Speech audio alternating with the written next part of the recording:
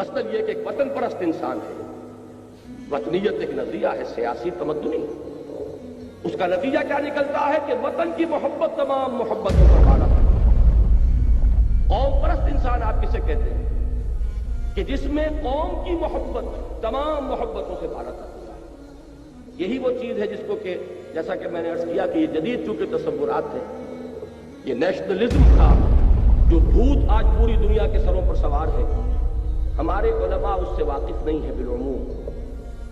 اس کو پہچاننے والا وہی شخص ہو سکتا تھا جس نے اپنے بارے میں کہا ہے کہ میں خود اس آگ میں ڈالا گیا ہوں مثل خلیل، کہ میں اس آگ میں ڈالا گیا ہوں مثل خلیل۔ جدید فکر، جدید تہذیب، جدید تمدن کو اندر سے جا کر جس نے دیکھا تھا، وہ شخص تھا کہ جس نے اس کو پہچانا کہ یہ وطنیت کا نظریہ جو ہے اس دور میں یہ سب سے بڑا شرک ہے، اس لیے کہ اس میں وطن کی محبت کو تمام محبتوں پر بالا تر کیا جاتا ہے۔ وطن کی جے یہ کیا ہے؟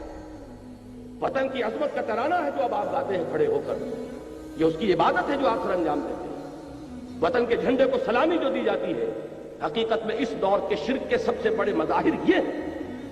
لیکن یہ کہ اس کو پہچانا کس نے؟ اس مرد قلندر نے جو جانتا تھا کہ وطنیت گفتار نبوت میں وطن اور ہی کچھ ہے۔ یہ بات، یہ جو آپ نے وطن کا لفظ کہیں پڑھ لیا، اور یہ جو آج کی سیاست ہے اس میں وطن اور ہی کچھ ہے۔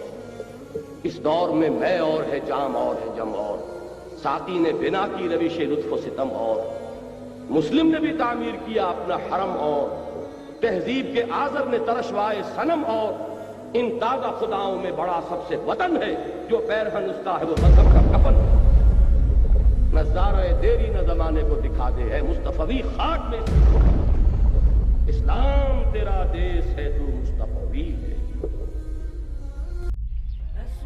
وأجتاز السماء جلالا فأزيد أسراب